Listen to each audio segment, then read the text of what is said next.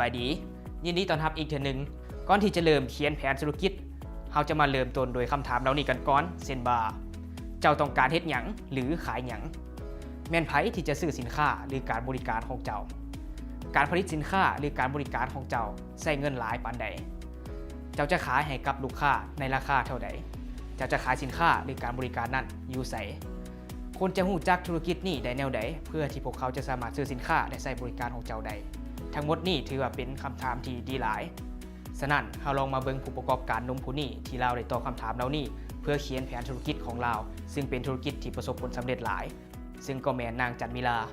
นางจันมิลาเป็นเจ้าของธุรกิจผลิตข้าวเคี่ยวหมักอึและข้าวโขบไก่น้อยเราได้เริ่มธุรกิจนี้ตอนเราอายุ23ปีด้วยวิสัยทัศน์ที่ชัดเจนคือการผลิตข้าวเคี่ยวหมักอึและข้าวโขบไก่น้อยท้องถิ่นสู่ตลาดโลก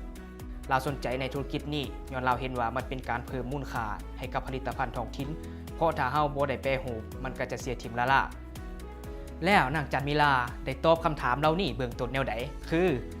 นางจันมิลาต้องการผลิตหยังเราเริ่มจากข้าวเคี่ยวหมักอึแม่เฒ่าของจันมิลาได้ปลูกหมักอึในดินสวนของเราซึ่งถือว่าเป็นจุดเริ่มต้นที่ดี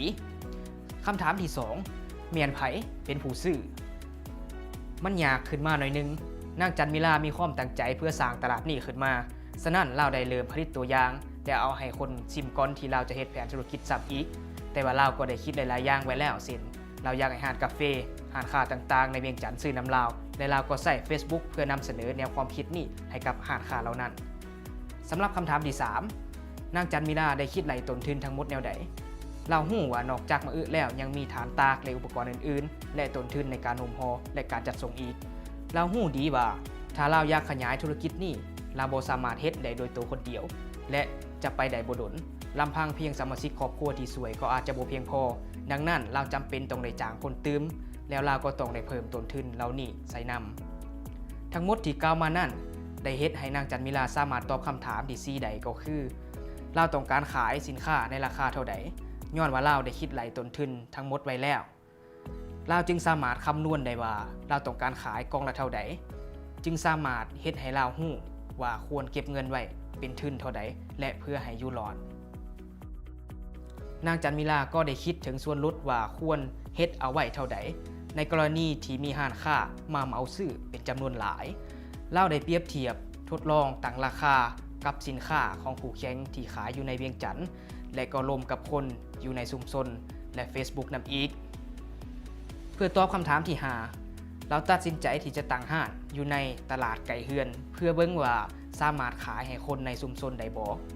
จากนั้นเพื่อตอบคำถามสุดท้ายเราตัดสินใจว่าเราจะเรียนรู้ทุกสิ่งทุกอย่างที่สามารถเฮ็ดได้เกี่ยวกับการตลาดทางสื่อสังคมออนไลน์ดังนั้นเราจึงตัดสินใจเข้าเรียนหลักสูตรออนไลน์นางจันมิลาฮู้ดีว่ายังมีอีกหลายสิ่งหลายอย่างที่เราต้องได้คิดแต่เมื่อเราได้ตอบคำถามเหล่านี้และลงมือศึกษาสินค้าสิ่งห่มห่อของคู่แข่งและรสนิยมของลูกค้าแล้วพบว่าเราเองมีข้อมูลเพียงพอในการเริ่มเขียนแผนธุรกิจแล้วและนั่นก็แม่นบทเรียนที่สำคัญจากนางจันมิลาก่อนที่เจ้าจะลงมือเขียนแผนธุรกิจของเจ้าต้องสามารถตอบคำถามเหล่านี้และศึกษามันก่อน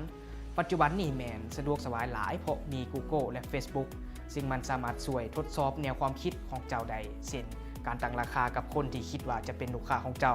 และเบิ่งว่าพวกเขาคิดแนวใดดังนั้นก่อนที่จะไปวิดีโอต่อไป